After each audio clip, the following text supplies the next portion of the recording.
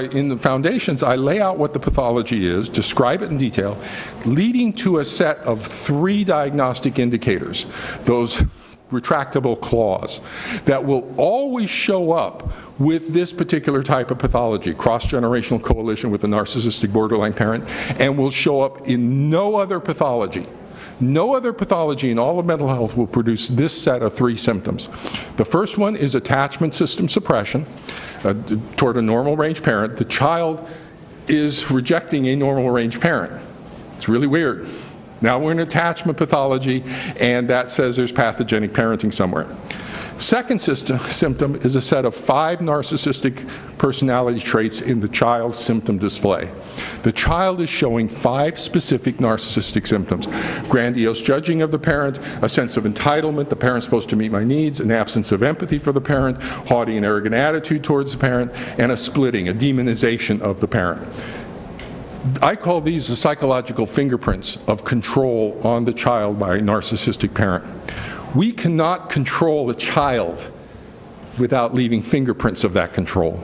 And so that second symptom are the fingerprints. How does a child acquire narcissistic personality traits? Is that child narcissistic? No. It's because the parent is narcissistic, influencing the child, and it's the child is picking up the attitudes of this parent towards the other parent, the absence of empathy towards the other spouse, the haughty and arrogant attitude towards the other spouse. So that's the second symptom. Third symptom is that victimization symptom, that trauma reenactment, false one. That the child has a fixed and false belief that they are being victimized by the normal range parenting of the targeted parent.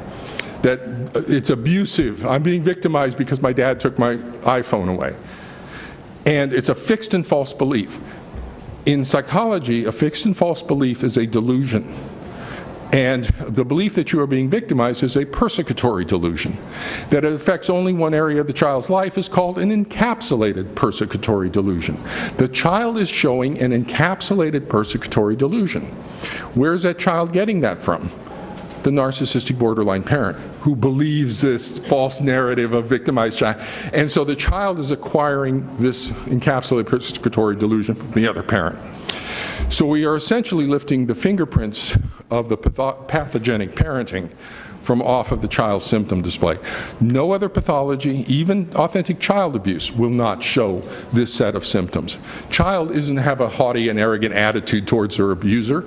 They don't have a sense of entitlement towards their abuser. No, authentic child abuse doesn't show these sets of symptoms.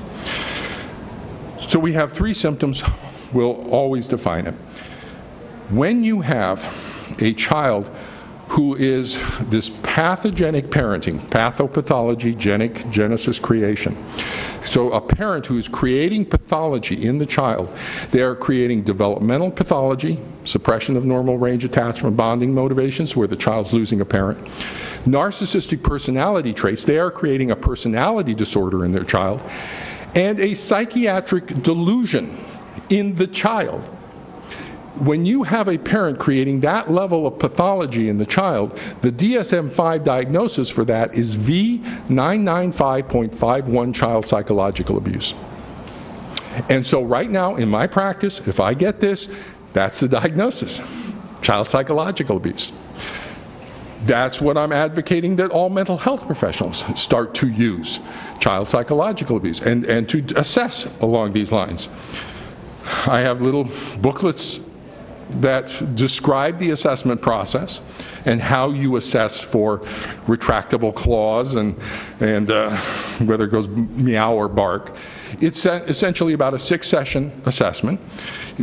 One session each with each of the parents. You begin to develop the symptoms. A session with the targeted parent and the child where you get to see it displayed before you.